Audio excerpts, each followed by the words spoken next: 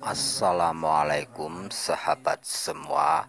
Kalau kita berpikir fungsi dari hitungan Jawa untuk perkawinan adalah mendapatkan pasangan yang serasi dan harmonis, itu tidaklah salah. Tapi mungkin masih jarang dibahas dan diketahui bahwa fungsi lain yang lebih besar dari hitungan Jawa untuk pernikahan ini adalah menjaga keharmonisan dan ketentraman masyarakat atau keluarga dalam arti yang lebih luas. Mungkin kalau zaman sekarang ini hitungan Jawa untuk perkawinan dapat disepelekan atau sering kali diabaikan. Namun tidaklah demikian pada zaman dulu, ketika mobilitas masyarakat atau pergerakan orang-orang di suatu daerah sangat terbatas karena belum adanya transportasi yang memadai dan mudah didapat untuk menjangkau jarak yang jauh, sehingga perjodohan kerap kali hanya terjadi antar tetangga ataupun antar tetangga desa. Inilah yang akan menjadi sumber benturan atau clash antar masyarakat bila tidak ada kebijaksanaan para sesepuh waktu itu. Sebagai misal, umpamanya ada seorang gadis yang menjadi kembang desa di suatu desa, maka tak ayal lagi banyak pemuda yang berbondong-bondong ingin meminang dan melamarnya. Ini tentu saja akan menjadi salah satu sumber konflik antara masyarakat karena tentu banyak pelamar yang ngotot ingin meminang gadis tersebut. Celakanya lagi, pada zaman itu kekuatan dan kedikdayaan masih menjadi andalan untuk memperoleh sesuatu. Maka gesekan, adu kekuatan, bahkan mungkin pertumpahan darah dapat terjadi dalam memperebutkan si kembang desa tersebut. Semakin besar jumlah pelamar atau peminat yang ingin meminang, tentu saja semakin rawan terjadinya konflik antar masyarakat.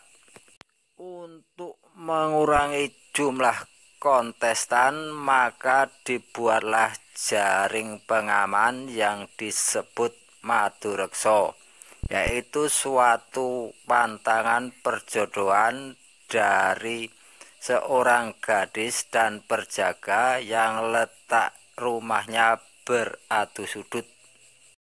Namun seringkali ini tidaklah cukup untuk mengurangi benturan antar peminat si gadis tersebut, maka dibuatlah jaring keamanan selanjutnya yang disebut nyebrang segoro geni. Nyebrang segoro geni ini dapat diartikan sebagai tempat tinggal si gadis dan si jaka yang berhadapan-hadapan, dapat pula yang berseberangan dipisahkan oleh suatu jalan besar.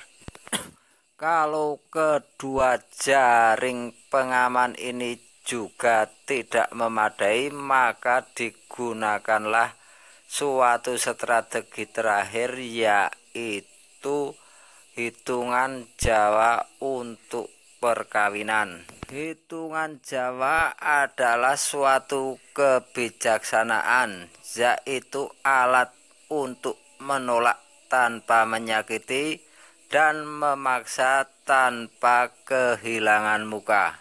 Oleh sebab itulah hitungan Jawa untuk pernikahan ini tidak dibeberkan atau diajarkan kepada semua orang. Pada zaman dulu hitungan Jawa untuk pernikahan ini hanya diajarkan kepada orang-orang yang sudah dianggap mumpuni lahir dan batin. Selain sebagai alat untuk mencegah perpecahan dan pertikaian dalam masyarakat, hitungan Jawa untuk pernikahan ini juga mempunyai fungsi lain yang juga tak kalah penting, yaitu untuk mengangkat harkat dan martabat seorang wanita. Dengan hilangnya hitungan Jawa untuk perkawinan yang digunakan secara ketat, maka kita juga miris melihat gadis atau wanita yang secara fisik kurang beruntung pada saat ini sangat sulit untuk mendapatkan jodoh.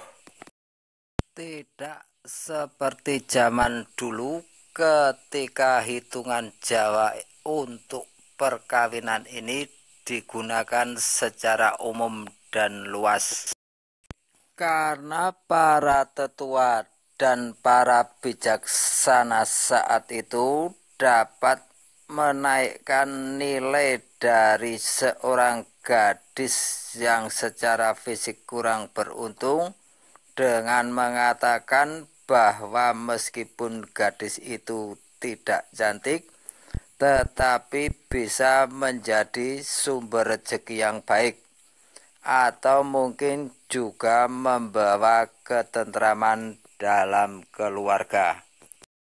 Demikianlah kebijaksanaan para pendahulu kita yang mungkin sering kita lupa atau abaikan. Yang ada kebanyakan dari kita sekarang ini hanya mencibir dan mengolok-olok bahwa hitungan Jawa adalah sesuatu yang syirik dan tidak berguna. Cukup sekian, terima kasih. Assalamualaikum warahmatullahi wabarakatuh.